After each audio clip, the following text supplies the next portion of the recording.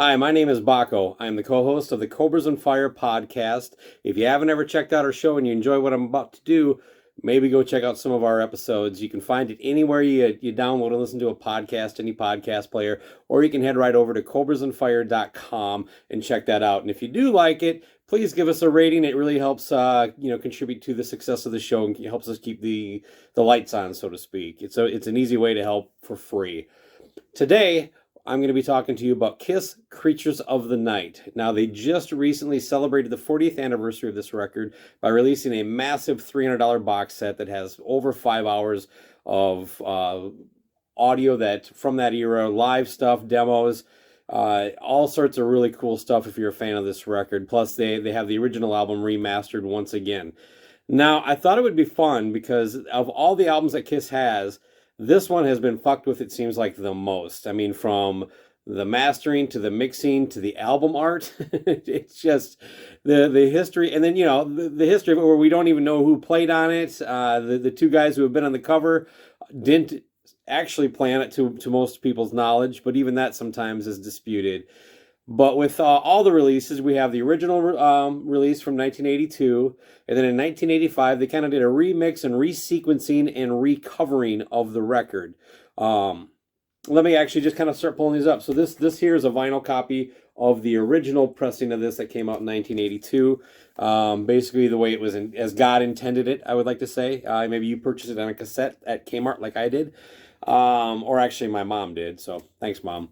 In 85, because they had a little bit of a resurgence with Lick It Up and Animalize, they decided to re-release this record because they were quite proud of it. And it just, because of the problems they had leading up to the record's release, it didn't do as well as they had hoped. And they thought maybe we could just throw a non-makeup cover on, throw our new guitar player, Bruce Kulick, on the cover, and we'll get this baby across the finish line somehow. Let's get her gold, boys.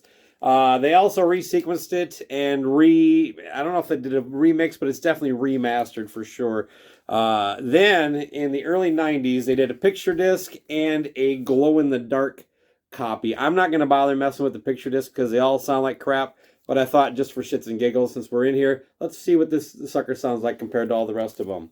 Then in 96, they remastered their entire catalog and they came out in clunks of 4. Kiss Creatures of the Night then came out in the third clump, I believe. And so for fun, I don't have the Universal, like the 2014 vinyl pressings. So I'm using this as kind of a supplement for that because I believe the Universal pressings, while they were mastered for vinyl a new time, I believe they took the mastering from the CD. It could be wrong. But anyway, it's in the mix, so when we get to that point, you'll actually hear a little bit of this compared to the other stuff as well. Then for just shits and giggles, this bootleg import with Vinny on the cover, it's purple vinyl for some reason. I thought I'd just throw this one in there too. We'll see what that sounds like compared to the rest of them. And then we get to kind of the more grandiose stuff that just came out. We have this 3-album blue vinyl pressing. The first record in this is the original album remastered again since the 96 remaster. So we're going to listen to that, and then we're going to end it all with the half speed master and see if we can tell a difference between because this was remastered and then half speed mastered for vinyl. And a fun little detail with this too, it has what they call, like, I think there's a name for it, like a tip-on. But let's see if I can get this up here. But if you can see the edges here and then look inside this, it's kind of got that old cardboard. They just they did this back the way they used to print records in the 50s and 60s. I'm not exactly sure why, because we've gotten to the point where we can print on cardboard pretty clean. But and then they just did it with a paper wrap, and so that you have basically a front cover that wraps a little bit around all 3 sides and up to the edge here, and then the back cover is just like a square that's a little smaller than the whole back cover that covers all that up. So I think it's kind of a neat feature. I don't think it's going to affect how the record sounds. But anyway, so let's go ahead. I'm going to go ahead and play these. I'll put the album art up so you know which it is. I'm going to play them in the order I just showed them, though. And then, so the initial one, you'll hear me kind of comment and give my thoughts, and then I'll play it again without me jabbering over the top of it so you can hear and make your own conclusions. For what it's worth, I took all the audio you're about to hear is the direct source. So I put it on the vinyl. I took the audio directly from the turntable. No going through a receiver or or being affected by any of my own personal EQ settings. And same with the CD. I just took it right off the CD player. So it's going to be as close to the organic sound. Now, what you're listening to on is going to affect that, whether it's earbuds, headphones, you're going to run this through your stereo, your TV speakers, all those things have their own settings and things are going to affect the sound. But as far as an A/B comparison, you should be able to, hear the differences in the mixes that I'm hearing as I go through this. So give it a chance, and I'll come right back when we're all done. Okay, so first up is the original 82 vinyl pressing. Oh, that's an intro, man. Hear the bass pop kind of clean. Got that low end, that massive drum sound. Phenomenal mix.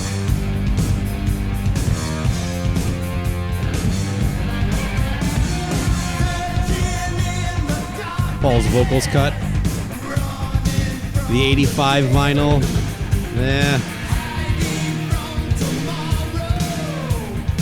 Now we got the glow-in-the-dark vinyl. Sounds like they used the 85 master to make this one.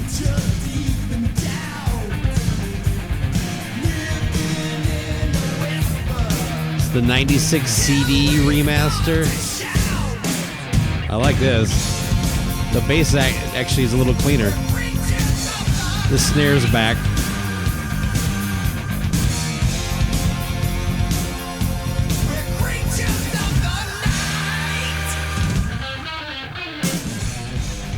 This is the bootleg Vinny cover. Yeah, this sounds like shit.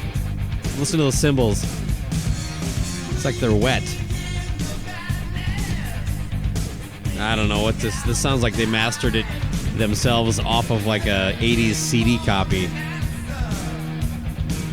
And not well. This is the new blue vinyl.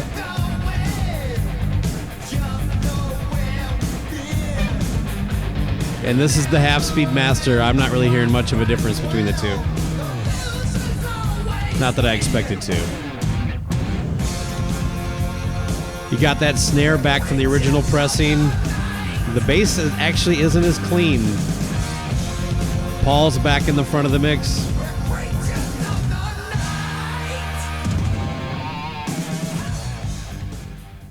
Okay, now let's. I'm just gonna let it play so you can hear the whole thing without me yabbering over the top of it.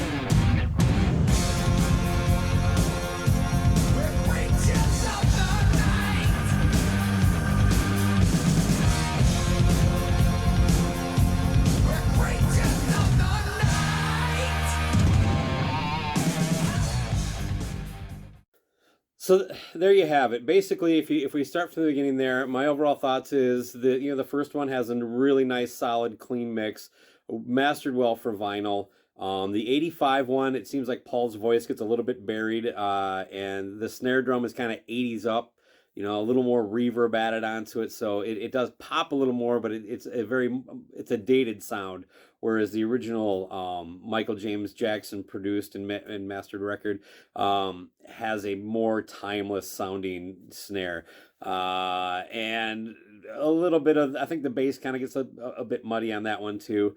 And then with the glow in the dark vinyl, from what I can tell, they just did maybe a louder boost on it, but it seems like it's exactly the 85 master, but sequenced back in the order of the original 82 release. The 96 CD, I got to tell you, I think that really seems like they took the 82 mixes back, but they beefed it up just enough. The bass pops cleaner than anything I heard on all these mixes. The snare drum is back to what it's supposed to sound like. Paul and Gene, I mean, we're listening to only the title track, but the vocals throughout the record pop the way it was intended. The bootleg Vinny cover is easily the worst sounding one. It's actually bad sounding.